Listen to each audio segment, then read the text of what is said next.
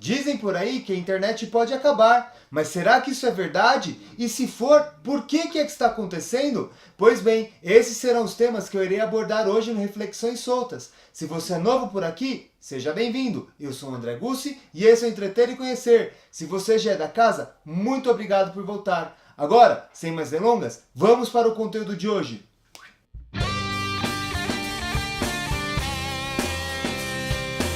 Essa polêmica de como nós conhecemos a internet atualmente pode acabar vem ocorrendo devido à votação na última semana de novembro de 2018 no Parlamento Europeu, no qual foram aprovados 17 artigos que visam regular o uso da internet e principalmente das redes sociais.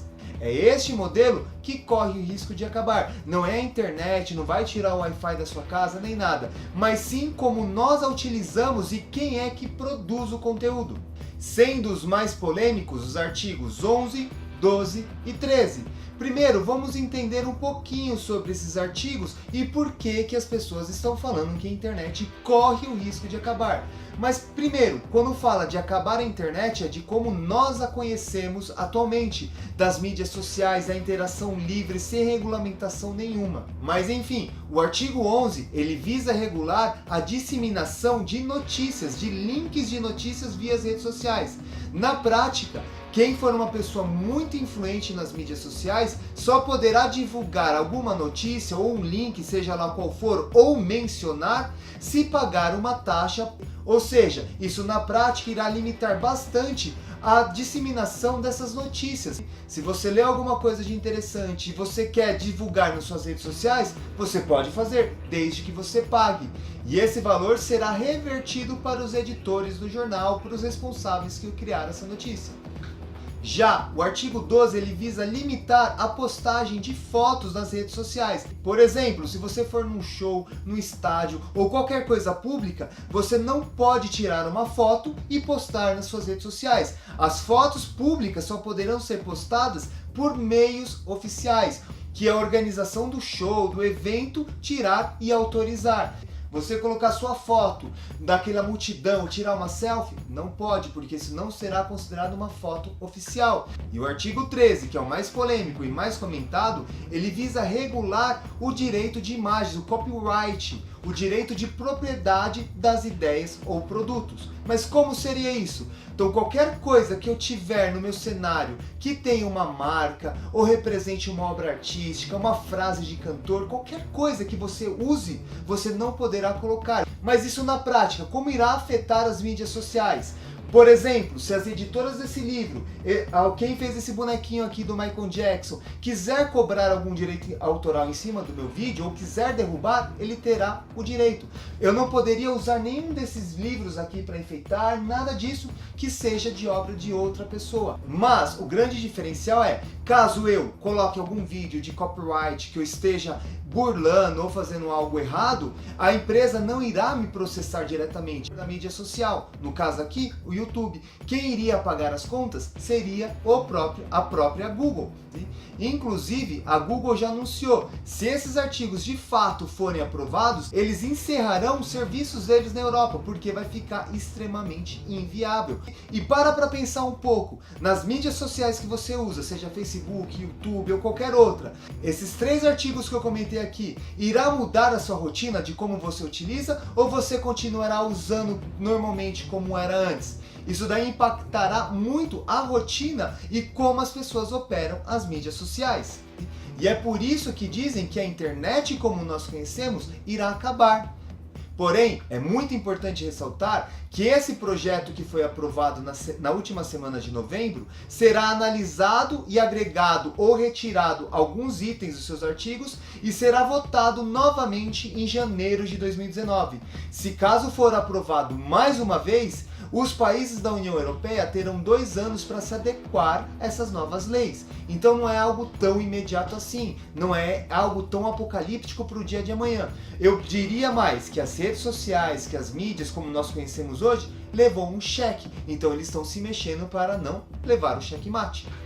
Mas afinal, por que isso está acontecendo? De uma forma bem ampla, eu posso dizer que a grande mídia tradicional estabelecida lá no século XX, que notoriamente está perdendo espaço, está tentando mexer alguns pauzinhos. E quiçá alguns governos também, pode ser que tenha algum lobby político. E para responder essa pergunta, eu irei me basear em alguns pensadores contemporâneos que analisam e estudam um pouco a sociedade que nós vivemos. De antemão, eu já posso dizer que aqui está ocorrendo um embate entre uma forma de elaborar e viver uma sociedade tradicional, que se desenvolveu no século XX, e uma mais moderna, que começou a vigorar a partir das décadas de 90 e é o que nós vivemos hoje. Então está ocorrendo um conflito aqui. Para dar mais detalhes, eu vou usar um pouquinho das ideias de Pierre Levy, que inclusive, segundo esses direitos de copyright, eu já não poderia falar dessa forma nesse vídeo. Isso daqui já seria bloqueado, porque eu estou usando uma ideia de terceiros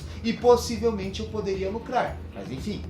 Pierre Levy analisa que essa sociedade desenvolvida no século XX, ele chama do espaço da mercadoria, que era fruto da Revolução Industrial, aquela mesmo que você aprendeu na escola, que inclusive eu pretendo fazer uma série de vídeos explicando com maiores detalhes o que foi esse fruto da Revolução Industrial. E, por volta da década de 90, começou a se desenvolver um novo tipo de sociedade, uma nova mecânica, uma nova organização social que o próprio Pierre Levy chama de espaço do saber, que é o pós-industrial.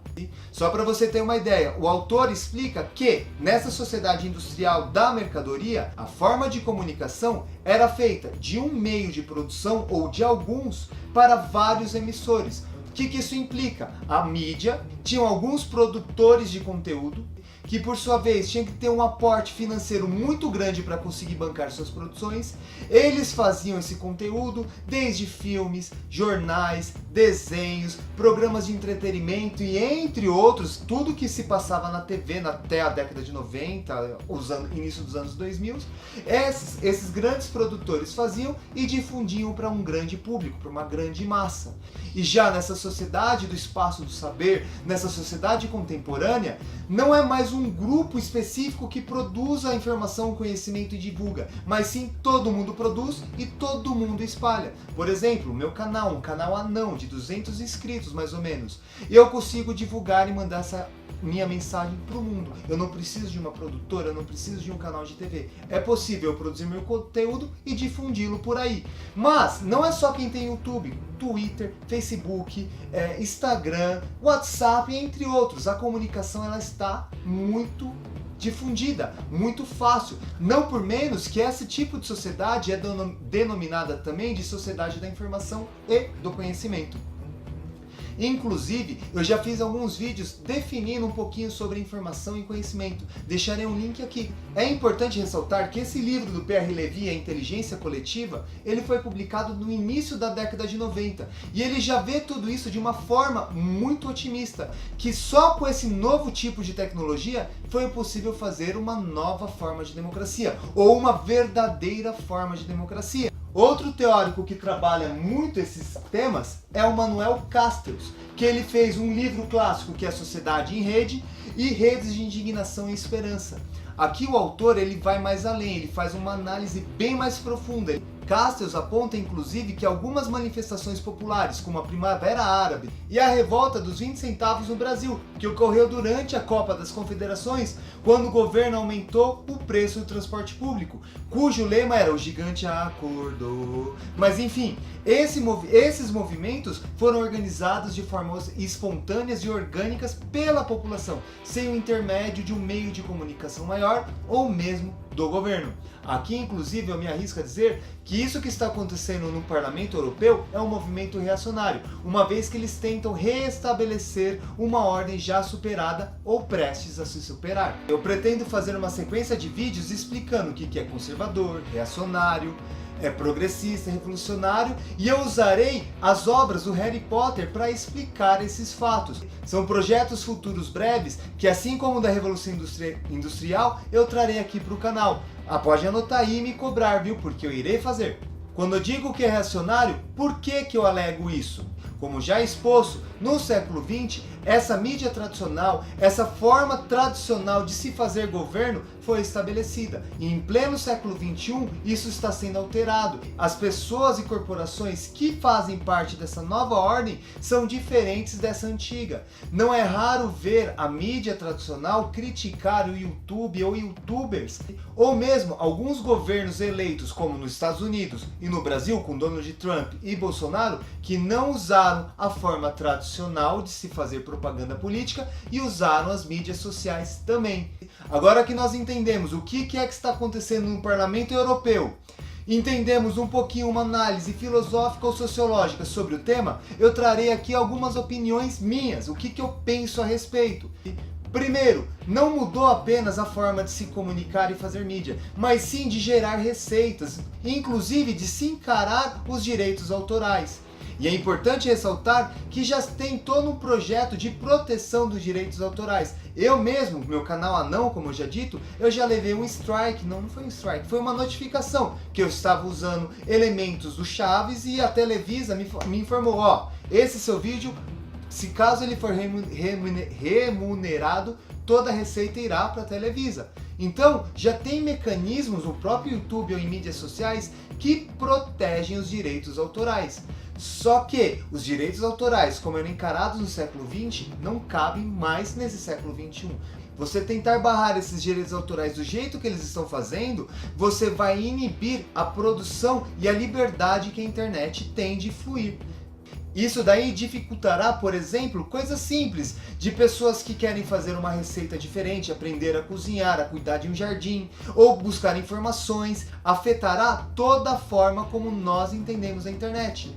Porque só irá conseguir produzir conteúdo e postar de uma forma bem fluente, rápida e dinâmica quem é carregado no dinheiro. Só as grandes corporações. Isso vai tirar os produtores independentes, como eu, entre outros vários que sobrevivem no YouTube. Além do mais, que eu penso da seguinte forma: ao utilizar uma camisa de uma marca, ou usar um bonequinho aqui do Michael Jackson, algum livro, eu estou fazendo uma propaganda, estou divulgando essas marcas sem cobrar nada.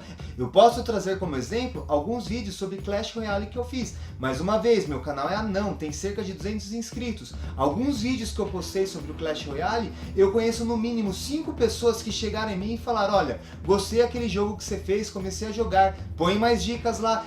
E um outro ponto que eu trago é, historicamente, sempre que teve um ponto de mudança na história, onde um grupo tenta reprimir aquele grupo que está subindo, isso acaba gerando em revolução, eles não conseguem barrar. Pense, por exemplo, a Igreja Católica tentou barrar Lutero, acabou com as religiões protestantes, ou mesmo o governo francês tentando barrar o iluminismo e a Revolução Francesa. Quando você reprime demais e sufoca demais, isso fomenta o quê? A estourar algo. Então, se eles estão querendo controlar de alguma forma, eu acho que não seja o caminho mais adequado. Também que em lugares como China, Coreia do Norte, Turcomenistão, a internet, o YouTube, as mídias sociais já são controladas. Por que esse alarde todo? O que mais chama atenção aqui é que a União Europeia ela é extremamente capitalista e democrática. É um movimento de controle das ideias, usando como pretexto os direitos autorais, partindo de democracias. Então, isso daí, se der certo na Europa, vai servir de modelo para outros governos quererem copiar também, inclusive aqui no Brasil. Como eu disse, eu acredito que aqui seja o fim da internet? Não. Eu compreendo que aqui a nossa forma de fazer internet atualmente levou um cheque. Cabe nós nos mobilizarmos de alguma forma para tentar barrar isso ou não. Bom, pessoal, essa era a ideia que eu tinha para trazer hoje, essas informações. Se esse vídeo foi útil, te ajudou a entender um pouco mais sobre esse assunto, deixa aquele joinha maroto, que é muito importante para o crescimento do canal. E se você tem um amigo que queira saber mais sobre esse assunto, se você já participou de uma discussão, compartilhe esse vídeo com ele também. Considere-se, inclusive, a se inscrever no canal, porque também dá uma força muito grande. Muito obrigado por assistir até aqui e até a próxima! Inclusive o autor aponta que essa nova forma de democracia... 1, 2, 3 e... como... 1, 2, 3 e... Eu compreendo que aqui nós... 1, 2, 3 e... Eu compreendo... 1, 2, 3 e... E caso você gostou de como eu estruturei a ideia e trouxe tudo,